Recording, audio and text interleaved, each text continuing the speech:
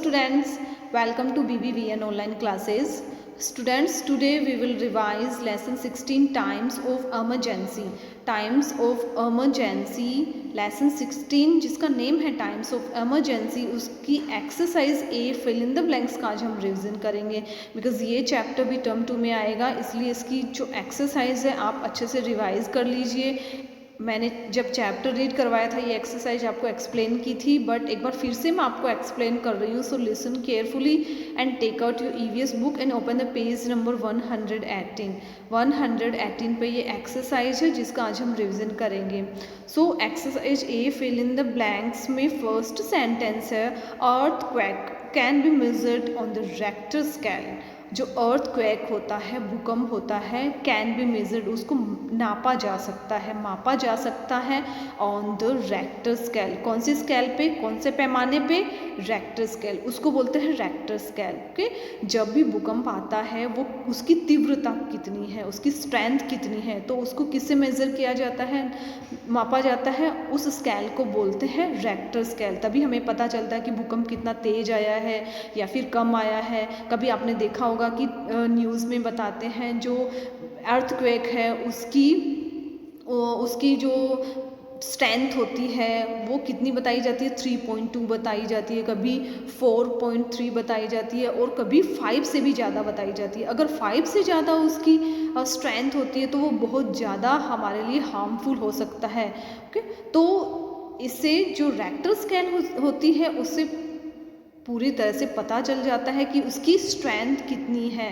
Okay students, सो जो normal strength होती है, नॉर्मल जो उसकी तीव्रता होती है वो 2 पॉइंट या फिर 3 पॉइंट या फिर 4 मान लो। अगर 4 से भी ज़्यादा है 5.3 या फिर अगर 6 आ जाती है तो वो बहुत ज़्यादा ही हार्मफुल हो सकता है। उसमें बहुत ज़्यादा हमें जो मकान होते हैं, बड़ी बड़ी बिल्डिंग्स होती है, वो भी पूरी तरह से गिर जाते हैं अगर उसकी तीव्रता 6 से ऊपर होती है या 5 से ऊपर होती है। अगर 5 से नीचे है तब वो नॉर्मल होता है, उसमें कोई ज़्यादा डैमेजेस नहीं होते हैं, बट अगर 5 से ज़्यादा होती है तब बहुत ज़्यादा ये हमारे लिए हार्मफुल हो सकता है। तो ये किससे मापा जाता है कि आज भूकंप बड़ी तीव्रता से आया है, उसकी फास्ट स्पीड है, तो वो कौन सी स्केल है, रेक्टर स्केल। सो आपको रेक्टर स्केल का ये जो स्पेलिंग है ये अच्छे से लर्न करनी है, RICHTER, Richter scale.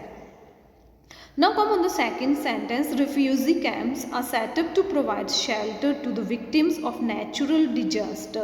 First of all, I want to tell you that natural disaster, प्राकृतिक आपदाएं, नेचुरल डिजास्टर जो है वो कौन कौन सी है।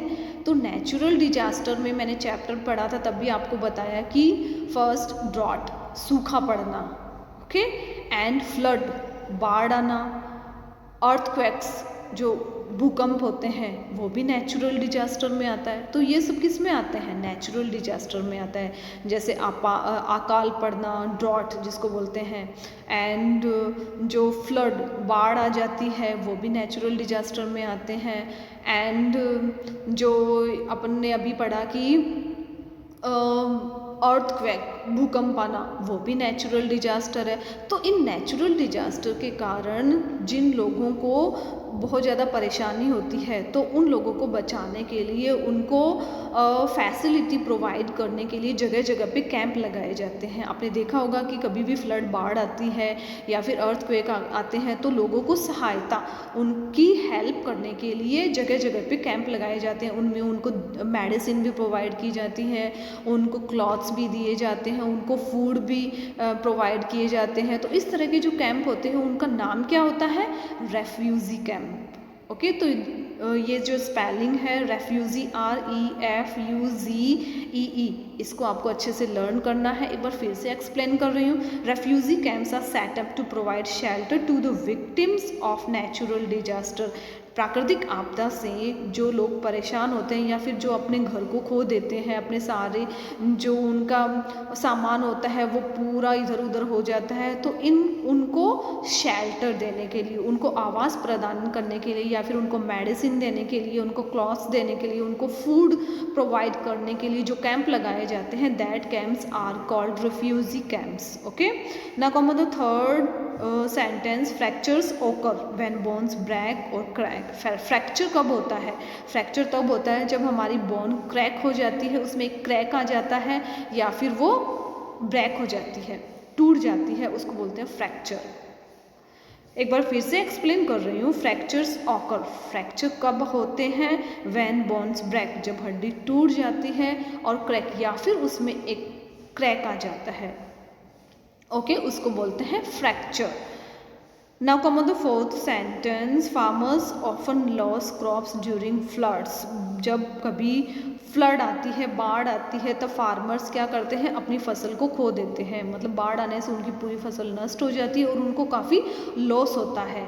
देन सेम सेंटेंस एक बार फिर से रिपीट कर रही हूँ। Farmers often loss crops during floods, बाढ़ के दौरान, फ्लड के दौरान जो फार्मर्स होते हैं वो अपनी फसल को खो देते हैं, बिकॉज बाढ़ में इतना पानी आ जाता है कि जो फार्मर्स की जो क्रॉप्स होती है, फसल होती है, वो पूरी तरह से क्या हो जाती है? डिस्ट्रॉय हो जाती है, पूरी तरह से खराब हो जाती है। Now come on the next sentence, Tsunami waves may travel at 724 kilometre per hour. KPH की फुल फॉर्म है kilometre per hour. Tsunami waves में travel at 724 kilometre per hour. Tsunami जब आती है तब उसमें पानी की जो लहरें होती है वो कितनी तेज़ी से बह सकती है? वो है 724 किलोमीटर पर आवर। ओके, इतनी फास्टली वो वेव करती है, बहती है कि आप जान सकते हैं कि सुनामी में जो पानी की लहरें होती है, वेव्स होती हैं, वो 724 किलोमीटर पर आवर इतनी तेज़ी से बहती है। इसलिए आप अनुमान लगा सकते हैं, आप गैस लगा सकते हैं कि वो कितनी ज़्यादा डेंजरस होती है, उसकी स्पीड कितनी ज़्यादा होती है। ओके स्टूडेंट्स, सो आपको ये सारे spelling, Richter, refugee, crack, flood, tsunami, ये सब स्पेलिंग्स आपको अच्छे से लर्न करनी है। Okay students, thank you.